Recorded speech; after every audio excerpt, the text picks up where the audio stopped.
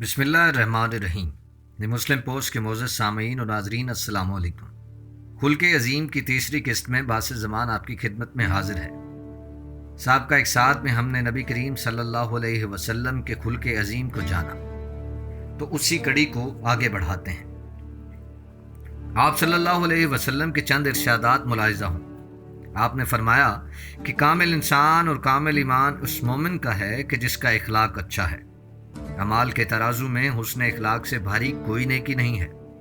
انسان حسن اخلاق سے عبادت کا درجہ حاصل کر سکتا ہے۔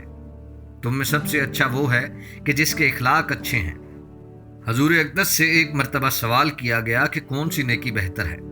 آپ نے فرمایا کہ کھانا کھلانا اور سب کو سلام کہنا، یعنی سب کو سلامتی کی دعا کا پیغام پہنچانا۔ ناظرین، یہاں پہ سورہ ماعون کی وہ آیات ہمارے ذہن میں گردش کرتی ہیں، فَذَلِكَ الَّذِي يَدْعُو الْيَتِيمَ وَلَا يَحُضُّ عَلَىٰ طَعَامِ الْمِسْكِينِ۔ مفہوم آیت یہ ہے کہ یہ وہ ظالم ہے کہ جو یتیم کو دھکے دیتا ہے اور مسکین کو کھانا کھانے کی تلقین نہیں کرتا۔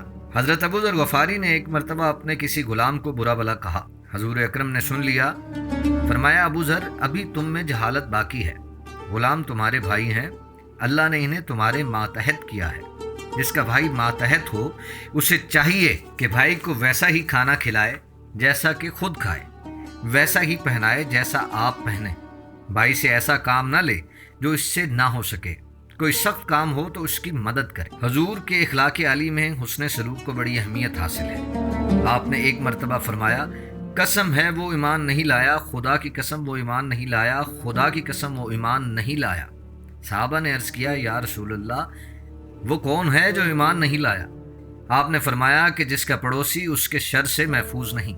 آپ کی زندگی کے واقعات اور آپ کے ارشادات میں ایسے ہزارہا پہلو سامنے آتے ہیں جس سے یہ ثابت ہوتا ہے کہ آپ حسن اخلاق کی تکمیل کے لیے تشریف لائے ہیں۔ کون سی ایسی خوبی ہے جو آپ کی ذات میں موجود نہ ہو؟ آپ نرم مزاج تھے، خوش گفتار تھے، متین تھے، حلیم الطبع تھے، کسی کی دل آزاری نہ فرماتے۔ آپ کے مجلس میں نئے آنے والوں کو جگہ نہ ملتی تو آپ اپنی ردائے مبارک بچھا دیتے۔ بچوں پر تو آپ اس حد تک شفیق تھے کہ مشرکوں کے بچوں پر بھی رحم کرنے کا آپ صلی اللہ علیہ وسلم نے حکم فرمایا۔ غلاموں پر آپ کی شفقت کا یہ عالم تو اس بات سے بھی واضح ہو چکا ہے کہ آج بھی آپ کی غلامی ہی سرفرازی کا ذریعہ ہے۔ آپ نے ہمیشہ غریبوں اور بے کسوں سے عملی ہمدردی کا اظہار فرمایا۔ آپ نے دنیا میں مساوات کا اعلیٰ ترین نمونہ قائم کیا۔ فتح مکہ کے بعد آپ صلی اللہ علیہ وسلم کا ارشاد ہے کہ اے گروہ قریش، اللہ نے جہالت کا غرور اور نسب کا افتخار مٹا دیا۔ تمام لوگ آدم کی اولاد ہیں اور آدم مٹی سے بنے ہیں، اور خلق کا یہ عالم ہے کہ آپ کے پاس خلق عظیم ہے۔ آپ کا ارشاد ہے کہ ہر دین کا خلق ہوتا ہے اور اسلام کا خلق حیا ہے۔ آپ صلی اللہ علیہ وسلم کے پاس جو صفت بھی موجود ہے دائم ہے۔ آپ دائم الرضا ہیں، دائم الزہد ہیں، دائم الشوق ہیں، دائم الصبر ہیں، دائم الصدق ہیں اور دائم الامر ہیں، دائم الفکر ہیں۔ غرض یہ کہ آپ ہمہ صفت موصوف ہیں۔ حسن آپ کی صفت ہے اور صفت آپ کا حسن ہے۔ آپ ہمیشہ حشاش بشاش رہے اور اللہ تعالیٰ کے خوف اور اللہ کی محبت نے آپ کو دنیا کے خوف اور محبت سے آزاد کر دیا۔ حضرت سعد بن ہشام سے روایت ہے کہ آپ نے حضرت عائشہ صدیقہ رضی اللہ تعالیٰ عنہا سے پوچھا کہ اے ایمان والوں کی ماں، حضور اکرم کے اخلاق کے بارے میں کچھ بتائیں۔ تو آپ نے فرمایا کہ تم نے قرآن نہیں پڑھا؟ انہوں نے کہا، قرآن تو پڑھا ہے۔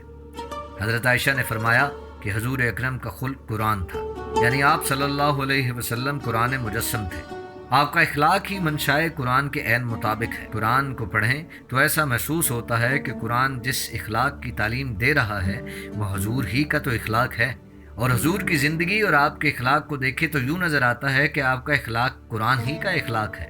اللہ کا پسندیدہ اخلاق آپ صلی اللہ علیہ وسلم کی ذات میں اور آپ کا اخلاق اللہ کے ارشاد میں موجود ہے، اسی لیے آپ کے اخلاق کی پیروی ہی رضا الہی کا ذریعہ ہے۔